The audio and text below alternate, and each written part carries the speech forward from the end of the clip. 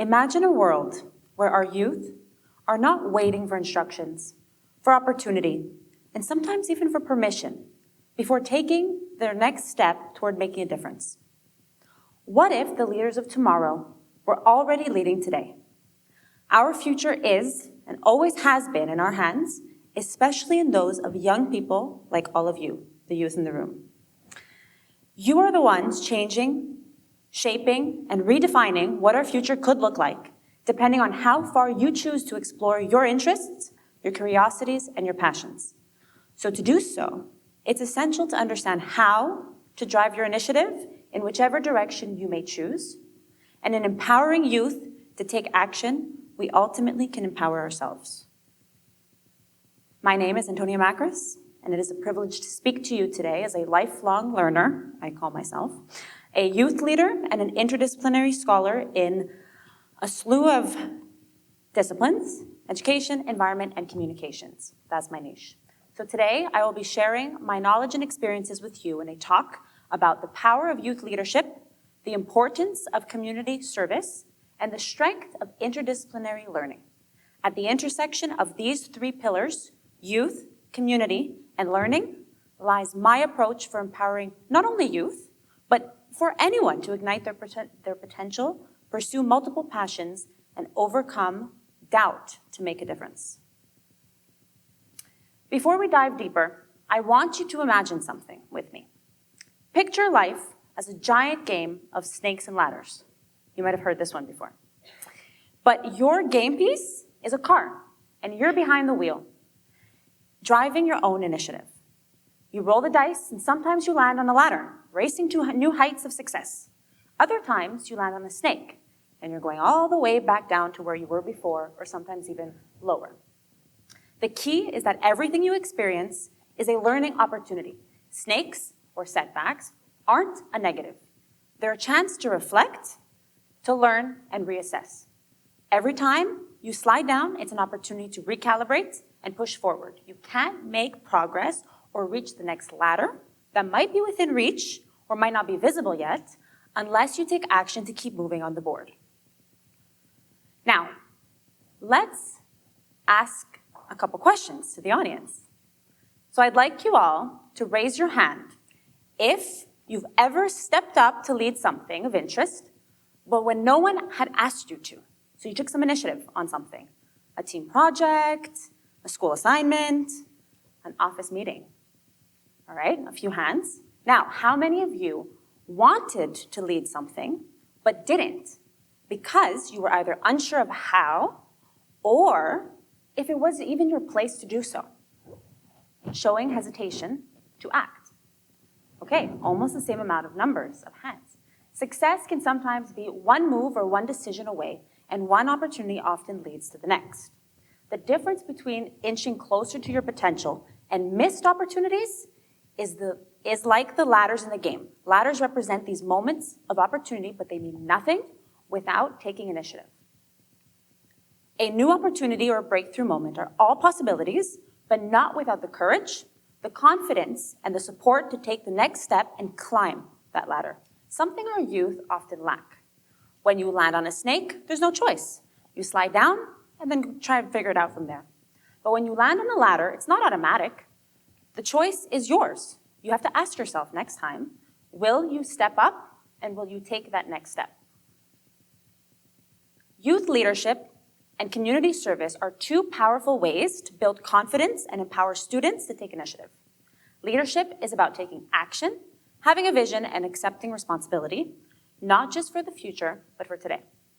Encouraging young people to get involved in their communities helps them develop the necessary skills that they'll need.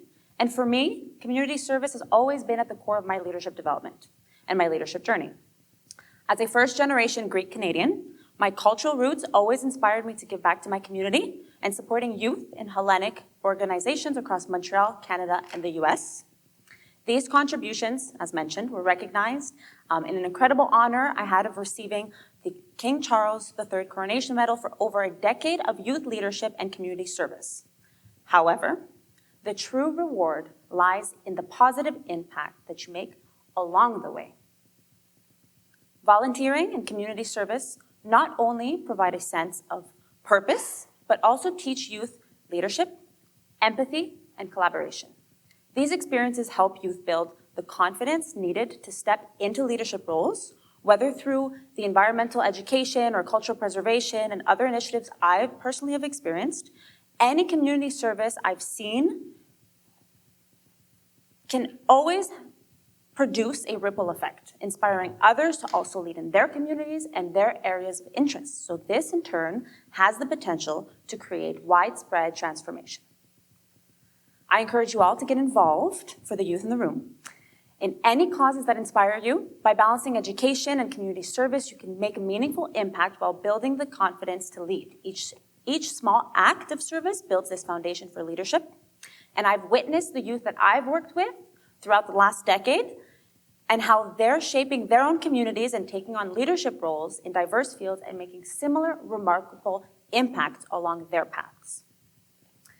Now, a big part of the lack of confidence that we see in students, and I say we as students because I'm forever a lifelong learner and always will be a Concordian, but I say is the lack of confidence stems from the uncertainty of what it is we want to do or what it is we think we're supposed to do, especially for the students in the room.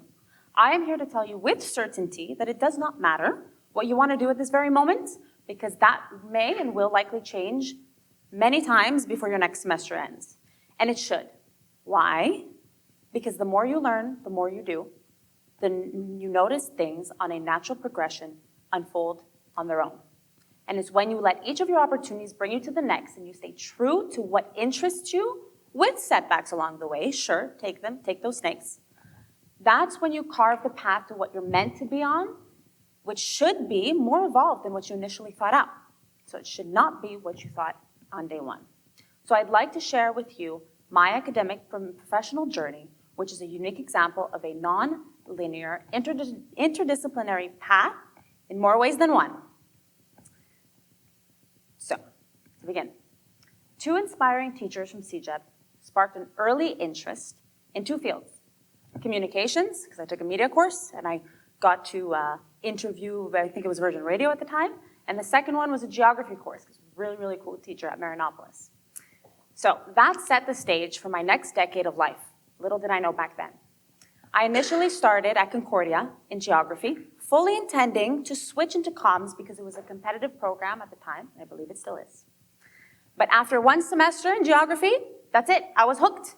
I fell in love with the field of environment. I didn't think I would, and I ended up adding comms as a second major. So I was finishing my undergrad with a double major. Now, it was until the end of my undergrad that I found the challenge. I didn't know how to combine my 2 passions. They didn't seem to fit. I thought I had to choose and leave one behind.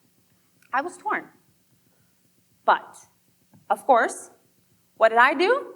I continued both disciplines at the graduate level. So I'm like, until I figure it out, I might as well continue. So I did my Master's of Environment here at Concordia and my grad diploma in PR and Comms Management at McGill part-time at the same time. That made sense, right? But then, during my Master's of Environment, internship-based, by the way, I interned at the UN Convention on Biological Diversity here in downtown Montreal. That's where I discovered my 3rd passion. 2 wasn't enough. So my 3rd passion for education, which was very heavily involved in the work I did at my internship, and that led me to register in my 2nd Master's of Educational Technology. So just a preface, while I was studying, I was very deeply involved in the student services here at Concordia. I was working many part-time jobs, student jobs. I was at the Student Success Center. I was very involved in helping students. I was immersed. That's when I landed my full-time job, my first career path, at McGill. I was in alumni relations, and I was working to help students like you develop professional development skills and skills building with alumni. I thought higher education was it, my dream job. So I was going to quit my 2nd master's. I was going to stop it because there's too many degrees and I was already working in education. All right, not bad. I had the first 2, Masters of Environment, grad diploma in comms.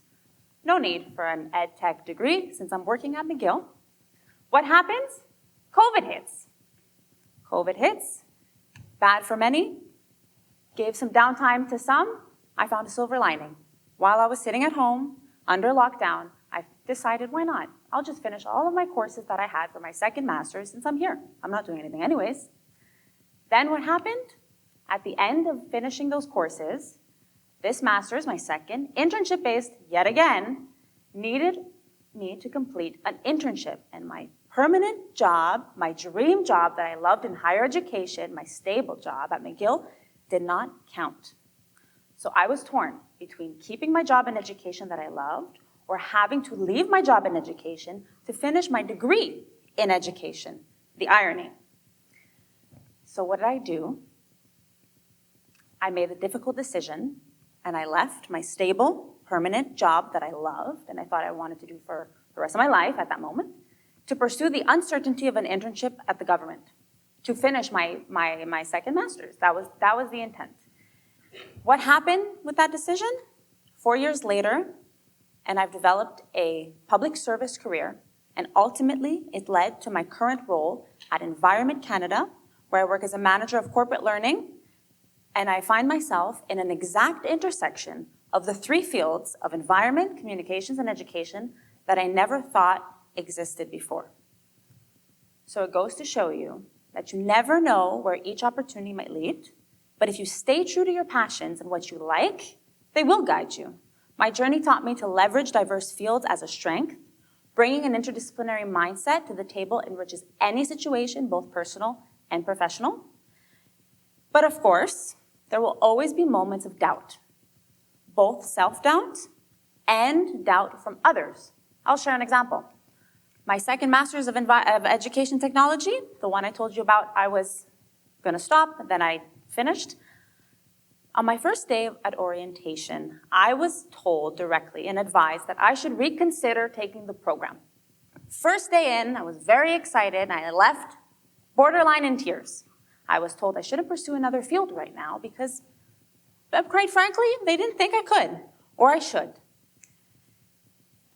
They underestimated my ability, which of course, what did I do? That motivated me to finish it. And then, at the end, it was with honors and a distinction as well.